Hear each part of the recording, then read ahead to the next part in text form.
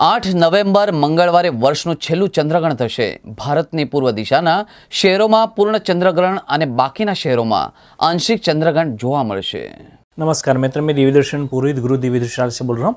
इस बार कार्तिक की पूर्णिमा यानी देव दीपावली जिसको बोला जाता है, गुरुदेव नानक देव जयंती, उसी दिन चंद्र ग्रहण होने जा रहा है। पूरे विश्व से लगभग ज़्यादातर दिखाई देगा। तो चंद्र ग्रहण क्या है वो पहले जान ले। चंद्र, सूर्य और पृथ्वी जब तीनों एक रेखा में आ जाते हैं और सूर्य और चंद्र के बीच में से पृथ्वी जब गुजरती है तब पृथ्वी की परछाई चंद्रमा पर गिरती है। उसके कारण चंद्र पर एक काला धागा सा आ जाता है और वो छाया है पृथ्वी की, वो चलती है। तो ये छाया चलने के कारण चूँकि पृथ्वी भी इंक्लाइन है, उसकी ऑर्बिट भी इंक्लाइन है, चंद्रमा की ऑर्बिट भी 5% पृथ्वी के सापेक्ष इंक्लाइन है, तो तीनों एक समान हर बार नहीं आते। तो होता क्या है कि चंद्रग्रहण के दौरान 3 बातें होती है। पहला चंद्रग्रहण होता है खगराज, जो कॉपरीज होता है, रक्त रंग का दिखाई देता है और एग्जैक्ट पृथ्वी के ठीक बीचों बीच पसार होती है। तब चंद्रमा की परछाई, पृथ्वी की परछाई पूरे चंद्रमा को ढक लेती है और रक्त रंग का चंद्रमा दिखाई देता है, जो इस बार दिखाई देने वाला है। फिर जब इंक्लिनेशन पूरा नहीं होता है तब वो पार्शियल गुजरती है, तब खंडग्रास दिखाई देता है, थोड़ा हुआ चंद्र ढका हुआ दिखाई देता है।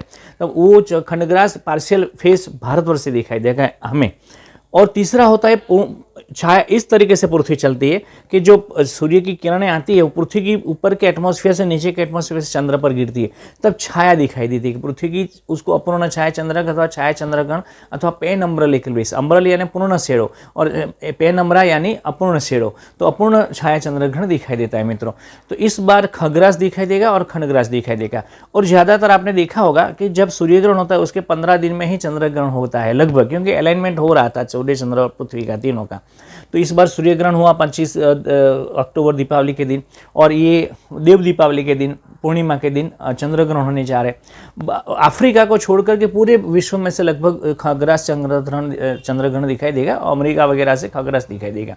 और भारत की बात करें तो भारत में चंद्रोदय के समय चंद्रग्रहण दिखाई देगा, यानी एक समय सूर्यास्त पश्चिम में अस्त हो रहा होगा, उसी समय पूर्व में चंद्र उदित हो रहा होगा, उसी समय चंद्रग्रहण फिनिश होने को आ रहा होगा। तो बड़ौदा की बात करें तो शाम को, हम यहाँ की बात कर रहे हैं, तो शाम को चंद्रमा के ऊपर थोड़ी सी परछाई आ जाएगी पृथ्वी के नीचे वाले पोर्शन में। 5:55 को चंद्रोदय है, याद रखें बड़ौदा की बात करें तो 5:55 से 6:19 तक, यानी करीबन 24 मिनट तक पार्शियल फेस उसका दिखाई देगा। बहुत छोटी सी पतली सी रेखा चंद्रमा को ढकती हुई दिखाई देगी। उसके लिए आपको भारत में कहीं भी रहते हो, आपको पूर्व दिशा में कंप्लीटली क्लियर बिना ऑब्स्टेकल की साइड पसंद करनी पड़ेगी, नहीं तो आप चंद्रमा को ऊपर होते हुए दिखेंगे।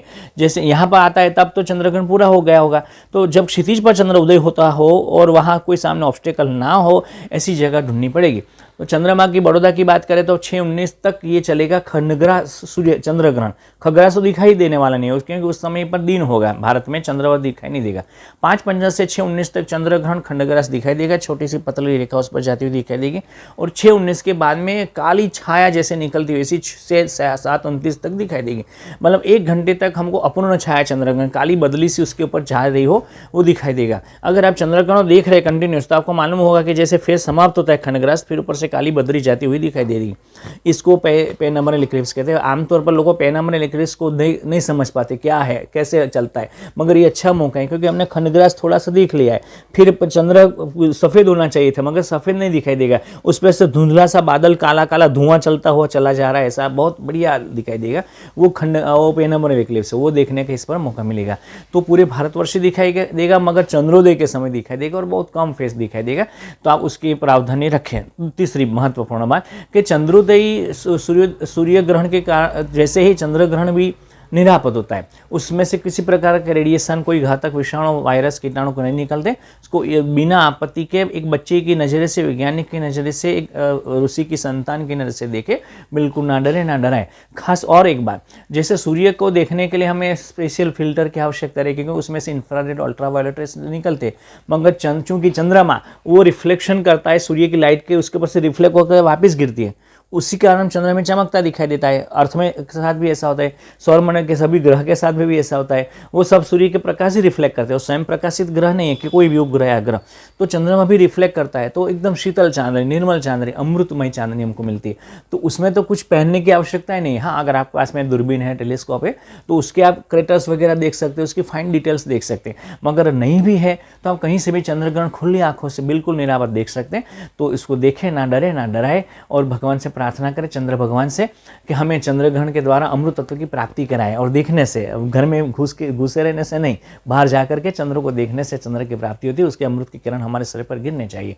ओम भूर्भुवः क्षीर पुत्राय विद्महे अमृत तत्वाय धीमहि तन्नो चंद्र प्रचोदयात्। मित्रों, वॉर की, क्लाइमेट चेंज की और महामारी की समाप्ति की प्रार्थना करें गुरुदेव वेधशाला की ओर से। सर्वे भवन्तु सुखिनः, सर्वे सन्तु निरामया, everyone be happy and everyone be healthy. This is Devdarshan Purohit from Gurudev चटोदरा, India. नमस्कार मित्रों।